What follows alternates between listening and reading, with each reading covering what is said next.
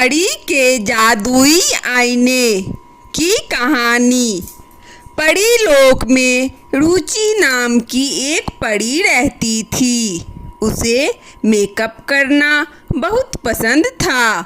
उसके पास एक जादुई दर्पण था। एक दिन जब रुचि परी अपना मेकअप कर रही होती है तो आईना उनका हाथ छूटकर धरती पर गिर जाता है। वह उसे कल लाने की सोचकर अपना काम करने चली जाती है। वहाँ पृथ्वी पर मोना नाम की एक लड़की अपनी सौतेली माँ और बहन के साथ रहती थी।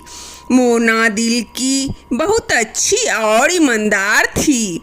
उसकी सौतेली माँ उसके साथ बुरा व्यवहार करती थी। एक दिन मोना पढ़ रही थी, तभी उसकी माँ उसे चिल्लाकर कहती है कि घर में पानी नहीं है, पानी कौन लाएगा। मोना कहती है, माँ कल मेरा पेपर है इसीलिए मैं पढ़ रही थी। माँ चिल्लाती है कि कल से तुम कॉलेज नहीं जाओगे। तुम्हारे पिता ने तुम्हारी शिक्षा पर खर्च करने के लिए पर्याप्त पैसा नहीं छोड़ा है।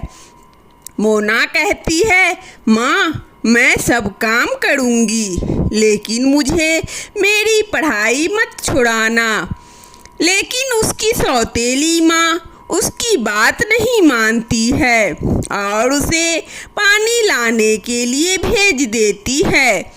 मोना तालाब से पानी लाने जा रही होती है, तभी उसे वहाँ पड़ा हुआ दर्पण दिखाई देता है। वह उस दर्पण को अपने साथ ले जाती है। अगले दिन जब रुचि परी आईना ढूंढने आती है तो वहाँ मोना को देखती है। उससे अपने आईने के बारे में पूछती है। मोना अपना शीशा उसे लौटा देती है। रुचि परी उस आईने को हाथ में लेती है और उसमें मोना की सारी परेशानियाँ देखती है और मोना को देती है और कहती है, ये है जादू का आईना, दूर कर देगा तुम्हारी सारी परेशानियाँ।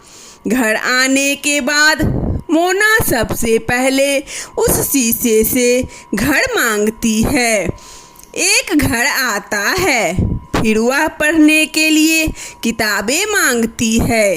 किताबें भी आती है। वह खुशी से रहने लगती है।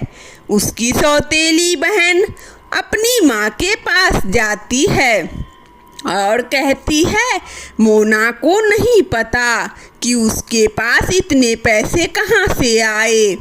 दोनों चुपके से खिड़की से सब कुछ देखती है। उन्हें पता चल जाता है कि यह इस जादुई शीशे का जादू है। जब मोना रात को सोती है, फिर दोनों चुपके से उसके घर जाते हैं और तकिए से उसका मुंह दबाकर मारने की कोशिश करते हैं। माँ अपनी बेटी से कहती है कि जब तक उसका काम पूरा नहीं हो जाता तब तक तुम आईना चुराती हो।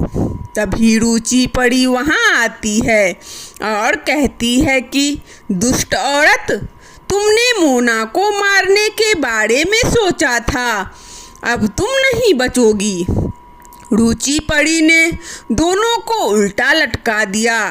तभी मोना रुचि से कहती है कि तुम उन्हें कुछ मत करना, ये मेरी माँ और बहन है। यह देखकर दोनों मोना से माफ़ी मांगते हैं। रुचि परी उन दोनों को छोड़ देती है। सीख, कभी लालच नहीं करें। वंदना स्टोरी चैनल में इस कहानी को देखने के लिए सुनने के लिए आप सभी श्रोताओं को बहुत बहुत धन्यवाद। यदि हमारा कहानी अच्छा लगा हो तो कृपया लाइक और सब्सक्राइब अवश्य करें ताकि नोटिफिकेशन सबसे पहले आपको मिले। धन्यवाद।